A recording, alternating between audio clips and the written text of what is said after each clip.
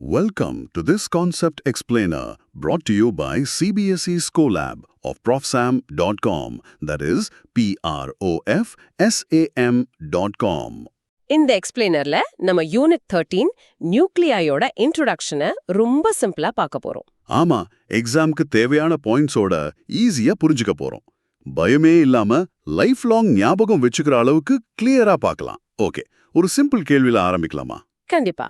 உங்க வீட்ல இருக்கிற அந்த சின்ன ஸ்மோக் டிடெக்டருக்குள்ள ஒரு ரேடியோ ஆக்டிவ் எலிமெண்ட் யானி கதிரியக்க பொருள் இருக்குன்னு சொன்னா நம்புவீங்களா? என்னது, ஸ்மோக் டிடெக்டருக்குள்ளயா? அது எப்படி? அது டேஞ்சரஸ் இல்லையா? இல்ல, அது சேஃப் தான்.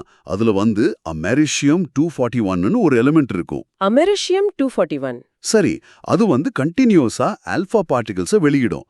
அந்த பார்ட்டிகிள்ஸ் காத்துல ஒரு சின்ன எலக்ட்ரிக் கரண்ட்டை உண்டு பண்ணிக்கிட்டே இருக்கும். ஓ, ஒரு கான்ஸ்டன்ட் ஃப்ளோ மாதிரி. கரெக்ட். ஸ்மோக் வரும்போது அந்த ஸ்மோக் பார்ட்டிகிள்ஸ் இந்த ஆல்பா பார்ட்டிகிள்ஸை பிளாக் பண்ணிடும். அப்படி பிளாக் ஆன உடனே கரண்ட் டிராப் ஆகும், உடனே அலாம் அடிக்கும். ஓஹோ, அப்ப ரேடியோ ஆக்டிவிட்டிங்கிறது நம்ம டெய்லி லைஃப்லயும் யூஸ் ஆகுற ஒரு விஷயம் தானா? நான் ஏதோ பெரிய லேப்ல மட்டும்தான் இருக்கும்னு நினைச்சேன். எக்ஸாக்டா. இப்போ நம்ம இந்த ஆலச்சரத்துல அந்த ஆட்டமோட கரு யானி நியூக்ளியஸை பத்தி தான் ஆழமா பார்க்க போறோம். ஆட்டமோட ஹார்ட்ல என்ன இருக்கு, அது ஏன் வெடிச்சு சிதறாம இருக்கு, அப்புறம் எப்படி அது சில நேரம் ஃபால் அபார்ட் ஆகுதுங்கிறத பார்க்கலாம். ஃபர்ஸ்ட் கோர் ஐடியாவை புரிஞ்சுக்கலாம். ஒரு ஆட்டமோட சென்டர்ல ஒரு சின்ன ஆனா ரொம்ப டென்ஸான ஒரு பால் இருக்கு, அதுதான் நியூக்ளியஸ். அதுக்குள்ளதான் புரோட்டான்ஸ் அண்ட் நியூட்ரான்ஸ் ஒன்னோட ஒன்னு சேர்ந்திருக்கு, சரியா? கரெக்ட். ஆட்டமோட 99.9% மாஸ் இங்க தான் இருக்கும். ஆனா இங்க எனக்கு ஒரு டவுட். புரோட்டான்ஸ் எல்லாமே பாசிட்டிவ் சார்ஜ். அப்ப அவங்க ஒன்னு ரெப்பல் பண்ணி வெளியே தள்ளணுமே, எப்படி ஒன்னா சேர்ந்து ஒரு சின்ன இடத்துல இருக்காங்க? Excellent question. இங்க தான் செம்ம இன்ட்ரெஸ்டிங் பாயிண்ட் வருது. அவங்கள ஒன்னா சேர்த்து வைக்க ஒரு சூப்பர் ஸ்ட்ராங் ஃபோர்ஸ் இருக்கு. அதுதான் நியூக்ளியர் ஃபோர்ஸ். Nuclear force? ஆமா. இந்த ஃபோர்ஸ் அந்த கூலம் ரிப்பல்ஷனை விட ரொம்ப பவர்ஃபுல். ஆனா ஒரு சின்ன கண்டிஷன், இது ரொம்ப பக்கத்துல இருந்தா மட்டும்தான் வேலை செய்யும். Let's use an analogy. ஒரு சின்ன நெரிசலான ரூமை இமேஜின் பண்ணிக்கோங்க. ஓகே. அதுக்குள்ள இருக்கிறவங்க தான் புரோட்டான்ஸ்.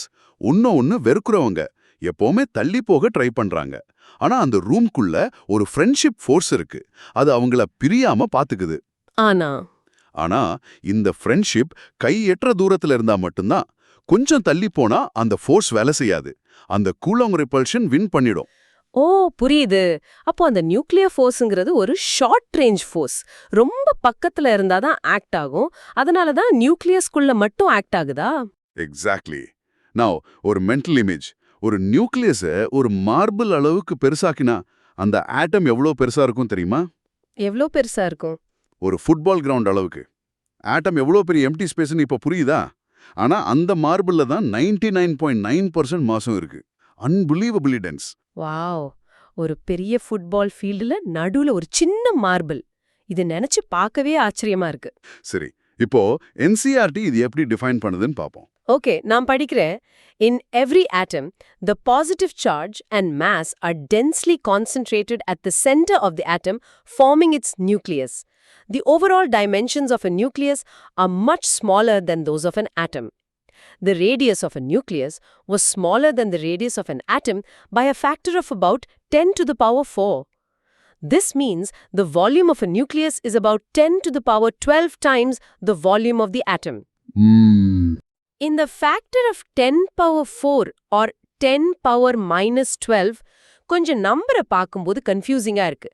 இன்னும் சிம்பிளா சொல்ல முடியுமா? கண்டிப்பா. Let's unpack this step by step. நம்ம யூனிட் 12 ஆட்டம்ஸ்ல நியூக்ளியஸை ஒரு சின்ன பாசிட்டிவ் டாட்டா பார்த்தோம், கரெக்டா? எலக்ட்ரான்ஸ் அதை சுத்தி வருதுன்னு படிச்சோம். ஆமா. ஸ்டெப் 2. ஆனா இங்க ஒரு பாரடாக்ஸ் இருக்கு. அந்த டாட்குள்ள இருக்கிற புரோட்டான்ஸ் கூலம்ஸ் லா படி ஒன்னு ரிப்பெல் பண்ணி அந்த நியூக்ளியஸை வெடிக்க வைக்கணும். ஆனா அப்படி ஆகுறதில்ல. அது ஏன்னு இப்ப பார்த்தோம். அந்த நியூக்ளியர் ஃபோர்ஸ். கரெக்ட். அதுதான் ஸ்டெப் 3. ஏன்னா இங்க ஒரு புது ஃபோர்ஸ் வேலை செய்யுது, தி ஸ்ட்ராங் நியூக்ளியர் ஃபோர்ஸ்.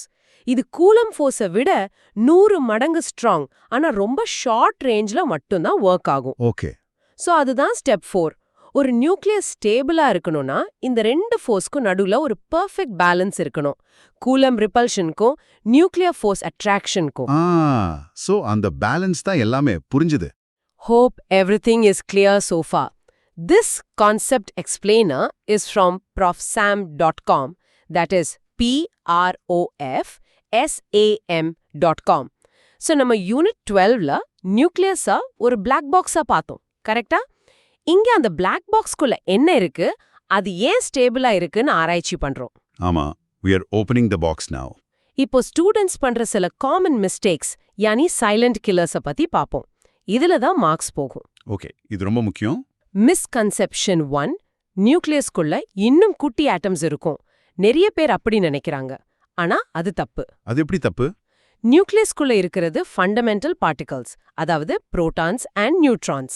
நியூக்ளியஸும் அது சுத்தி வர எலக்ட்ரான்ஸும் சேர்ந்து தான் ஒரு ஆட்டம். சோ நியூக்ளியஸ் தான் ஒரு இன்கிரீடியன்ட், ஆட்டம் தான் அந்த டிஷ். ஓ, ஸோ நியூக்ளியஸ்ல protons and neutrons, nucleus plus electrons சேர்ந்தாதான் ஒரு ஃபுல் ஆட்டம். ஓகே, புரிஞ்சுது. ரெண்டாவது மிஸ்கன்செப்ஷன், எல்லாமே நியூக்ளியர்னா ரேடியோ ஆக்டிவ் அண்ட் டேஞ்சரஸ். ஆமா, நிறைய பேர் அப்படிதான் நினைப்பாங்க. நியூக்ளியர்னாலே பயம் வரும். உண்மையில நம்ம சுத்தி இருக்கிற 99% பொருள்ல இருக்கிற நியூக்ளியாய் ரொம்ப ஸ்டேபிள். ஆக்சிஜன் 16, கார்பன் 12 மாதிரி. ரேடியோ ஆக்டிவிட்டிங்கிறது சில அன்ஸ்டேபிள் நியூக்ளியோட ப்ராப்பர்ட்டி மட்டும்தான், எல்லாரோட ப்ராப்பர்ட்டியும் கிடையாது. Okay, so most nuclei are like solid rocks, சில மட்டும் தான் அந்த அன்ஸ்டேபிள் ஃபயர் ஒர்க்ஸ் மாதிரின்னு வச்சுக்கலாம். Perfect analogy. எக்ஸாக்ட்லி. இப்போ இதை ஈஸியா ஞாபகம் வச்சுக்க சில மெமரி ஆங்கர்ஸ் பார்ப்போம். சொல்லுங்க. ஒரு ஃப்ரேஸ் ஞாபகம் வச்சுக்கோங்க. நியூக்ளியஸ்ங்கிறது ரொம்ப டைனி, ரொம்ப டென்ஸ், ஆனா டிராமா நிறைஞ்சது. டைனி, டென்ஸ், டிராமா நிறைஞ்சது. நல்லா இருக்கு. இன்னொரு பிசிக்கல் ஜெஸ்டர். உங்க 2 கையையும் ரொம்ப பக்கத்துல கொண்டு வந்து ஃபாஸ்டா வைப்ரேட் பண்ணுங்க. இதுதான் நியூக்ளியர் ஃபோர்ஸ்ல சேர்ந்திருக்கிற நியூக்ளியான்ஸ்.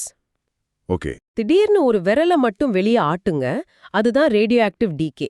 நீங்களே செஞ்சு பார்த்தா எப்பவுமே மறக்காது. இன்ட்ரெஸ்டிங். பிசிக்கல் ஆக்ஷனோட படிச்சா மறக்காது. சோ இந்த ஆலோசனாரத்துல நம்ம பார்த்தா 3 இம்பார்ட்டன்ட் பாயிண்ட்ஸை சம்மரைஸ் பண்றேன். எக்ஸாம்க்கு ரொம்ப யூஸ்ஃபுல்லா இருக்கும். சொல்லுங்க. பாயிண்ட் 1, ஒவ்வொரு ஆட்டமோட சென்டர்லயும் ஒரு நியூக்ளியஸ் இருக்கு. அது ரொம்ப டென்ஸ் அண்ட் பாசிட்டிவ்லி சார்ஜ்ட். ஆட்டமோட 99.9% மாஸ் இங்க தான் கான்சென்ட்ரேட் ஆகி இருக்கு. சரி. பாயிண்ட் 2. பாயிண்ட் 2, நியூக்ளியஸ்குள்ள இருக்கிற புரோட்டான்ஸோட பாசிட்டிவ் சார்ஜ் ரிப்பல்ஷனை ஓவர் கம் பண்றதுக்கு அதை விட 100 மடங்கு ஸ்ட்ராங்கான நியூக்ளியர் ஃபோர்ஸ் ஆக்ட் ஆகுது. இதுதான் நியூக்ளியஸை ஒன்னா சேர்த்து வச்சிருக்கு. Okay, and the final point. Point 3, இந்த நியூக்ளியர் ஃபோர்ஸ் ஒரு ultra short range force. Nucleons ஒன்னோட ஒன்னு டச் ஆகிற அளவு பக்கத்துல இருந்தா மட்டும்தான் வேலை செய்யும்.